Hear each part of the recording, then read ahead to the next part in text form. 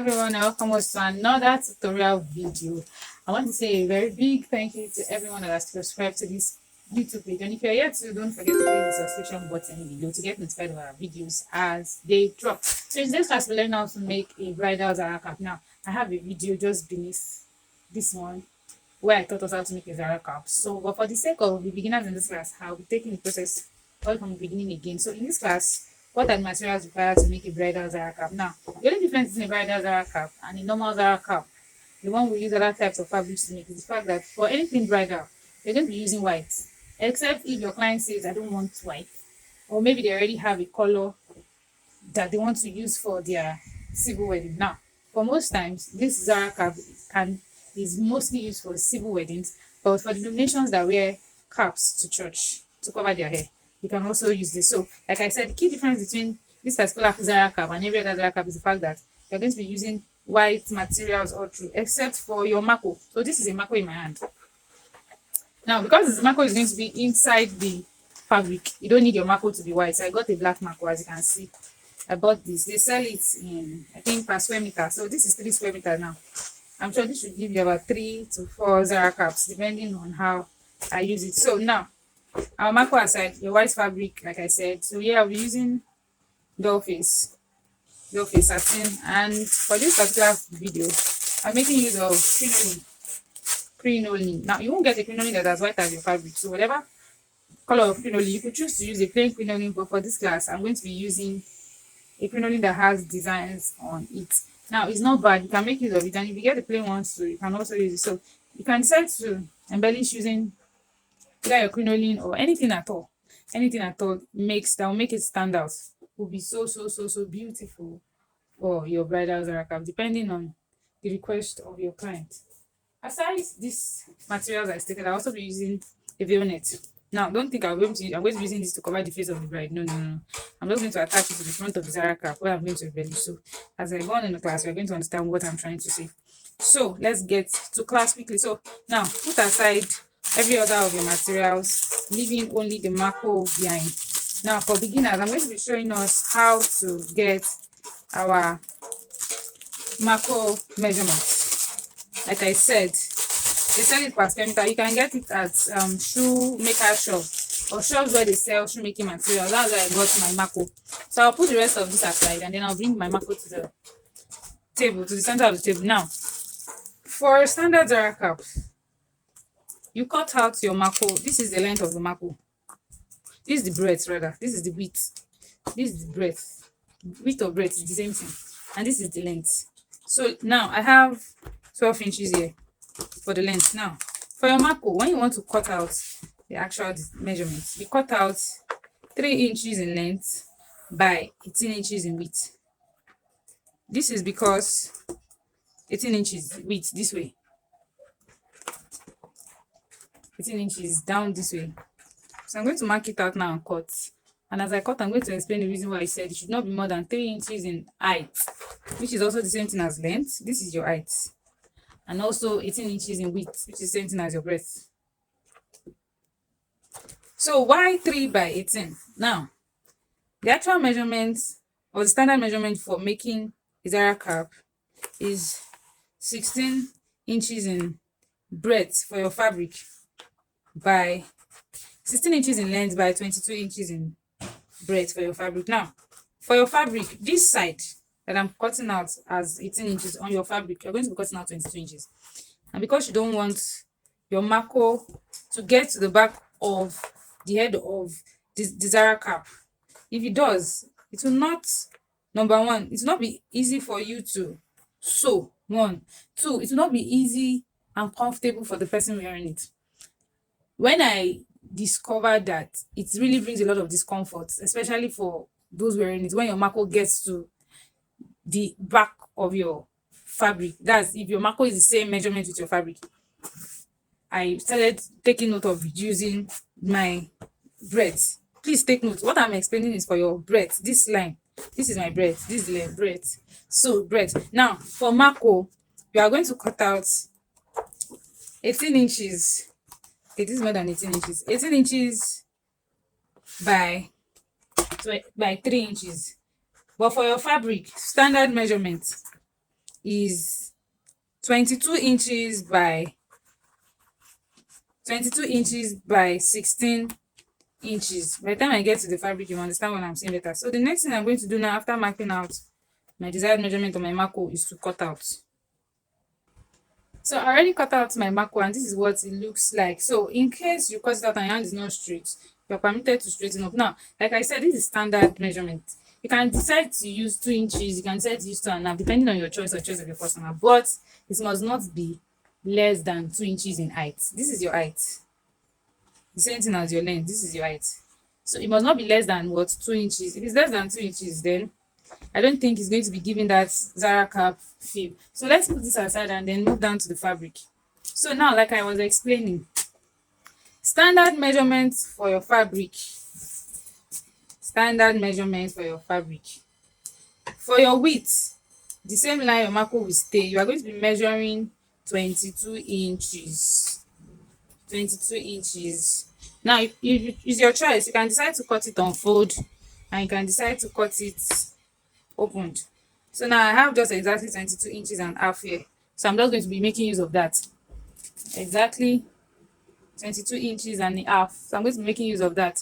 So now, for your width, 22 inches, and for your length, you are cutting out 16 inches. So I'm going to mark my fabric now and show us what I've marked and cut out. So I marked out my 16 inches across. So the next thing I'll do now is to cut. Now let me say this. Standard measurement. Your 22 inches by 16 is enough for you to make a Zaracap with the sewing allowance included. But should in case you measure your customer's head and maybe you see that, okay, this person's head measurement is probably exactly that 22 inches, please ensure you add your sewing allowance to it. Now, for both the length and the width side, for this side and down side, you can just add half inch. It's going to be enough. Half on the length, half on the width. That means you're going to be cutting out 16 inches and half, while for your width side across this line where we measure 22, you're going to be adding 1 inch. That's half for this side, half for the other side. Please ensure half for this side, half for the other side. So for me now, for this measurement, because I said I'm working with the standard, if I wanted to add my sewing allowance to it, I'm going to be adding half on this side, half on that side. It's going to be making it 1 inch. 1 inch plus 22 will be giving me what, 23 inch for the what, width side, which is your breast side. This side I'm cutting across. This is my width side. Now for my height or the length side, I'll also be adding what, half inch. Please take note, that one you're not adding 1 inch. Oh, you're adding just half inch to it. So now after clarifying that, I'll move to the next thing. Now because I want to use net to embellish this veil net, this is what you will have by the time you are done. So now I'm going to go straight to the sewing machine. But before I go to the sewing machine, I'm going to be embellishing the front of the Zaracap with veil net. Like I stated, I want veil net to be at the front. So I'm going to be putting this veil net on it before I go ahead to sew. Now my Maco is just 3 inches. When I fold it like this, it's going to be consuming nothing less than 6 inches. Now it is where I want my net to stay. It's just where the Maco will be. So I'm going to be adding the front and back side of the Maco where it will stay. This is how my Maco will be. This is how it will be. And I want my net to stay here. So I want my net to stay here. This means that I'm going to be sewing my net across from here, the beginning, to the end where it's going to stay. So I'm going to be cutting out 7 inches in length net with the same width as my fabric. So now this is my net. I'm going to fold it and mark 7 inches for the length. By the time I get to the sewing machine, you understand what I'm trying to say. I'm going to mark 7 inches in length. If you also want to use an organza for this, the same goes for organza. You can use the same method for organza. Whatever it is about that you are using. If you also want to use a millinery veil net, let me show us what a millinery veil net is. This is a millinery veil net. This, I can decide to also put it at the front. So if you are using it, the same thing goes. For this one now, the length is already calculated. this side is already calculated. So you just place it on your fabric like this, and by the time you fold, it's going to be exactly enough for your Maco or where your Maco will stay. So now I already marked that. I'm going to cut, and then after cutting, we're going to go straight on the sewing machine to start joining together. So it's time to sew, and I'm already on the sewing machine. So now, first thing to do is to attach your veil net or your tulle net to your fabric. Now, if you can control the net, you don't need to go through the process of trying to use your pin to hold it together.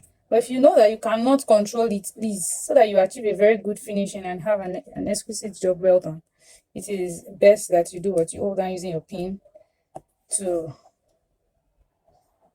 hold both fabrics together. So now, like I said, I'm going to be attaching my net to my fabric. So I'll just sew down. Now you're sewing with 0.25 inch. Do not sew with more than that. If you sew more than that, number one, you're going to be using out of your sewing allowance, and you might eventually use more than you have allocated for sewing. So I'll sew down, and then after sewing, we'll move to the next step.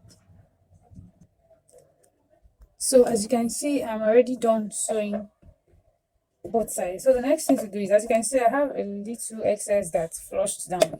It's very normal like that. So once you have something like this, the next thing is just to trim it off so that you can continue what it is you're doing, and then do it well and neatly. So now after trimming off, what will I do next? What I'm going to do next is simply fold. This is it. I'm going to simply fold it this way. This folding is going to be where my Maco is going to be inside. So I'm going to fold it this way to create the place where my Maco will stay. Now, remember that this is my Maco, and it's going to be sitting this way. Now, I cut out 3 inches. Now, I'm expected to do what? You can decide to put it this way so that you'll be able to get an exact measurement for the part that you are going to close in. So, since this is my Maco in now, this is my Maco, and this is what I have now, I'm going to be leaving out ½ inch. So this is my ½ inch. So by the time I close it this way, this is what I'm going to be having. This is exactly what I am going to be having. And so I'm then going to sew down like this again. This is it. Close down, then sew. Please take note that you don't sew where the net is not. You don't sew the side where the net is not. This is where my net is. So ensure that you don't close your fabric this way. If not, your design is off. So I'm going to be doing this, sewing down across, and then after that, we can then out our Maco. So I'll do that shortly. This is how you close. Please take note when you're closing. You close this way. Probably I should just start sewing so I'll show us what it looks like. You close this way. If you want to measure it, you can set to measure from this point to this point where your Maco will stay. You sew in, you close up by 3½ inch. This is what I mean by that. This is 3 inches, exactly the measurement for my Maco. This is exactly the measurement for my Maco, 3 inches. So I'm going to be adding half, which will make it 3½. So this is exactly 3½ inch. So at the point of my 3 inches, I'm going to be folding in. At the point of my 3 inches, this is my 3 inches mark. At this point, I'm going to fold my fabric inside to sew. So this is where I'm going to be sewing on. So I'm going to run the stitch down now, and after doing that, I'm going to show us what it looks like. So I'm done sewing. So I've sewed it, and then I've created my space where my Maco will stay. So what am I going to do after this? The next thing to do is to wear my Maco inside. Now for some people, they can sew alongside with the Maco inside, but most times it's not always easy. That's the reason why I chose to always sew the space where my Maco will stay first, and then I'll wear my Maco inside. So this is how you wear your Maco inside. For ease of passage, you're advised to fold in this way. After folding, you just pass it inside this hole, and then you pass it on and on till it gets to the other end. You keep passing, you keep passing. Now why do you fold it? For ease of passage. By the time you're done passing it in, you're going to straighten up back inside your fabric. So as you can see, it's almost there. Do it gently so that your fabric will not get loose. So I'm almost there.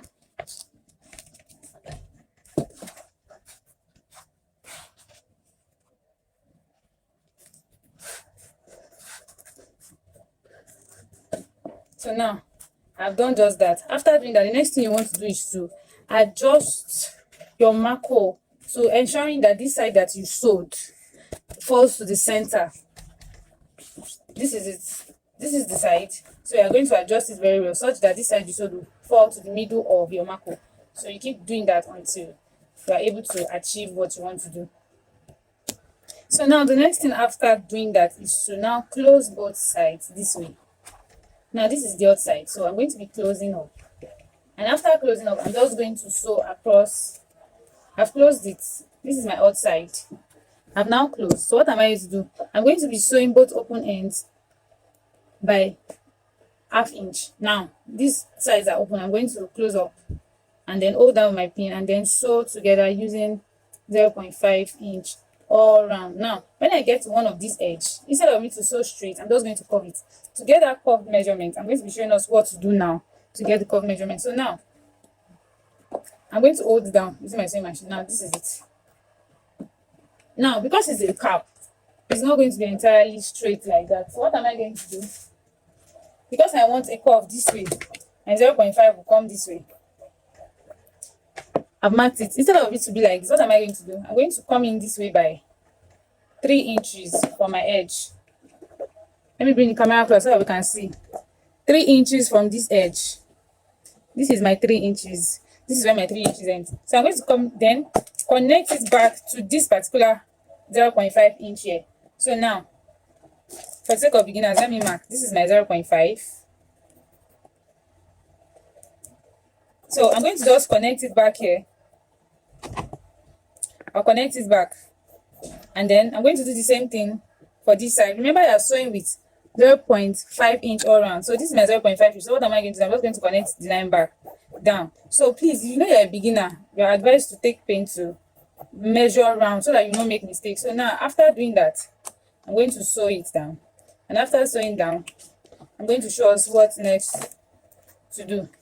Please don't sew more than 0.5 inch. Remember I said it is standard, and so that you will not have to start getting complaints from your client that the thing is tight or something. Ensure that your sewing allowance is accurate. So I'm going to sew down.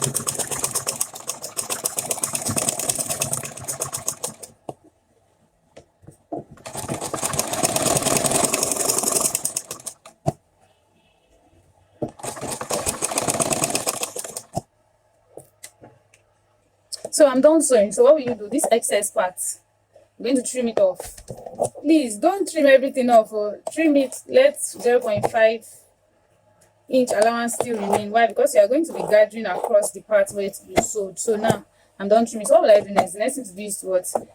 Thread my needle, my hand needle, and then gather across where I sewed. After doing that, then you pull your gathers, and then we are done with the basic part of our Zaracap. So I'll be doing the gathers now.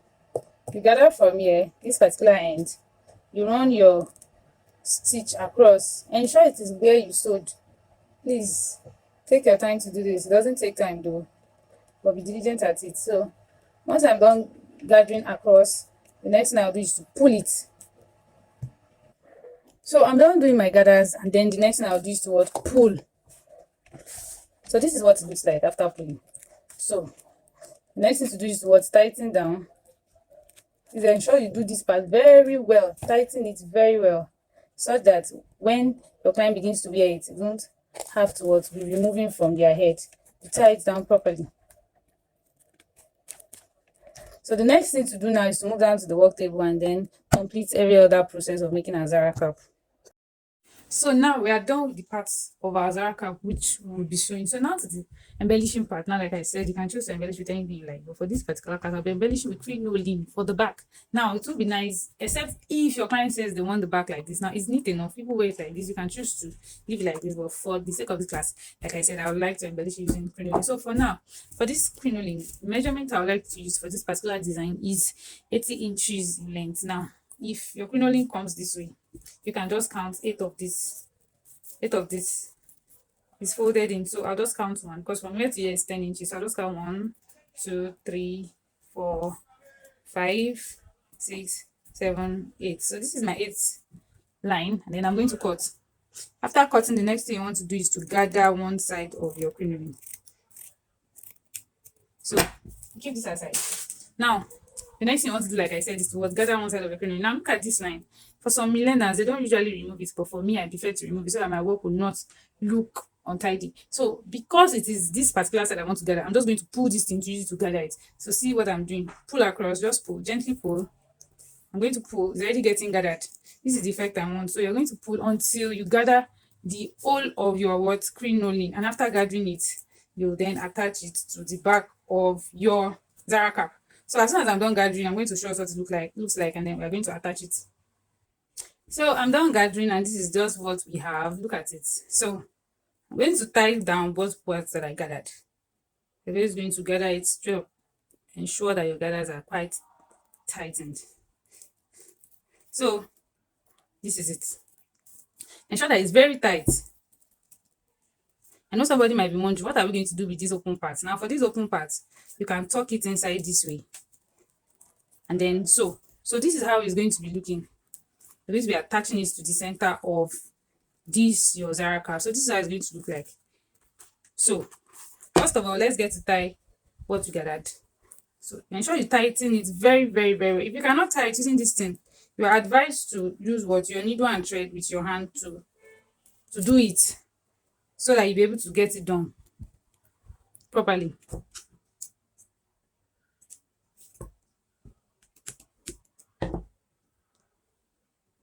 For these open parts, you can use your glue to serge it together to hold it together. But when you do that, ensure that the side you glue is going to be inside. So by the time you're attaching it, you know that this side is going to be inside. So I'm going to do that just now, and then after doing it, I'll show us how to attach it to the back of this our open part, and then we are close to the end.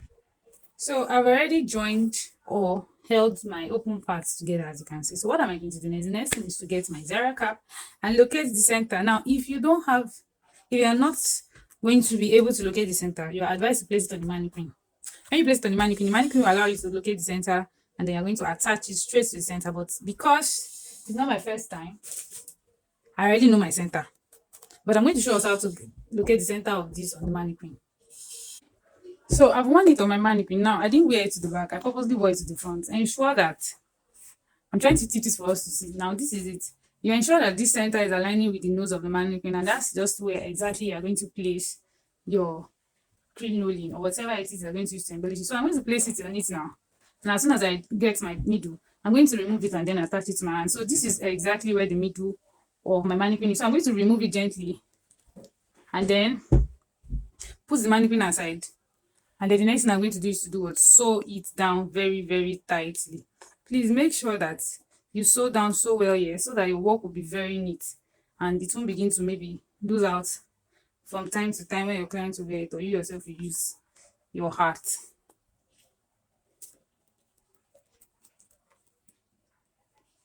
Crinoline is very malleable, so you can actually manipulate it to your choice. So I'm going to sew across, and after sewing, I'll show us what it looks like. So this is exactly what it looks like. So as you can see, I am done with this. And the next thing you will do, if you want to, you can go ahead to embellish the front. And if you don't want to, maybe based on your customer's budget, you can just leave it like this. But ensure that everywhere is neatly finished. Like this now, the way it is, nobody can see anything. And let me say this, I sewed using fishing line because it's white, and your crinoline too is more like white too, transparent. So it is advised that you make use of what your fishing line to sew down. So now, like I said, you can decide to stop at this point, and you can decide to also go ahead to embellish. So for the sake of this particular one, I've decided to do what, just put the little designs at the front. So this is where I'm stopping in today's class.